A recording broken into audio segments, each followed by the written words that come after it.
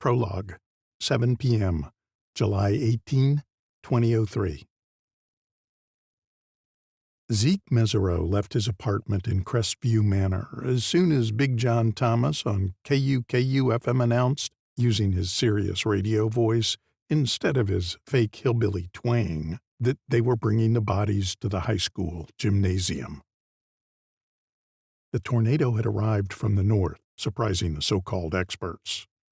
It cut an equal opportunity path of destruction through Maple Springs, flattening the Black Baptist Church on the west side, where Zeke's very white ex-wife used to sing in the choir, and blowing away the sanctimonious Presbyterians on the east side.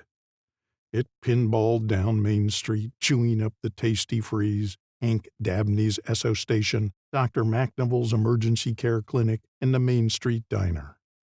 But sparing the useless bank, Crutchfield's boarded-up general store, and the VFW Lodge.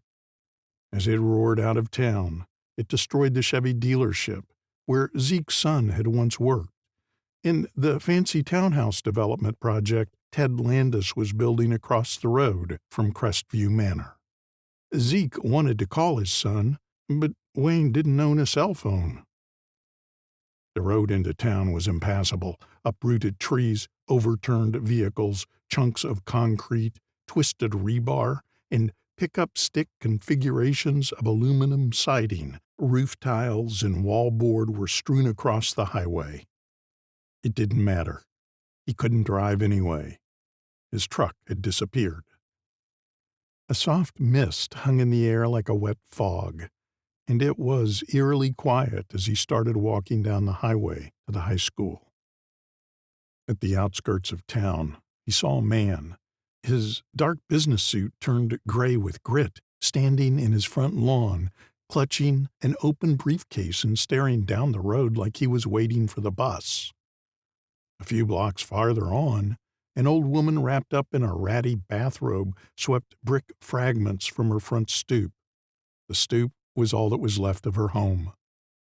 As Zeke turned onto Hill Street, a teenager on an ancient Huffy with a twisted front tire pedaled slowly by, weaving around the debris, his head swiveling like he was trying to figure out which pile of rubble was his home. The high school, at the end of Summit Avenue, looked untouched. A highway patrol car and Sheriff Patrick Quinlan's cruiser flanked the driveway leading to the front of the school, and there were an ambulance and a fire truck in front of the entrance to the gymnasium. 2 men were lifting someone off a stretcher into the ambulance. Sheriff Quinlan leaned against the open door of his car like he needed it for support. Water dripped from the brim of his hat, and his uniform was plastered to his skin.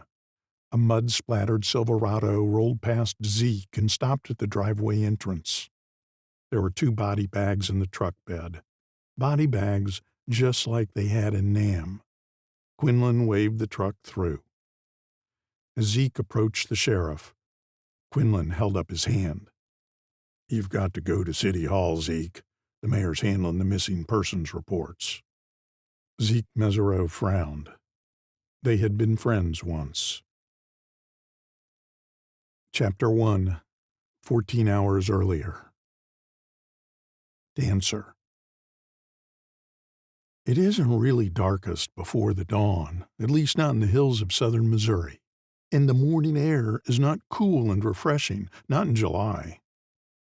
As the sun approached the ridge of the Caledonia River Gorge, the sky was storm gray, but that was just an illusion. The storms had passed to the north, flooding Kansas City and St. Louis, but offering the southern counties no respite from the month-long drought. Soon the sun would rise above the tree line, and the hot towel Missouri heat would wrap everyone in its sticky embrace. Dancer Stonemason walked to the end of his son's driveway, sweat already trickling down his back as he stared at the Landis Realty Sold sign planted in the front yard of Clayton's A-frame. He stuck his thumb and index finger in his mouth and whistled sharply for Russell, Clayton's golden retriever, and for probably the millionth time he tried to ignore his 3-finger stumps. Last month, 50 years after losing his fingers, they had started to ache again, as they had in those first weeks after the accident. His doctor back then had called them phantom pains. "Your brain is confused, it'll pass." And it had. So now maybe his brain was confused again?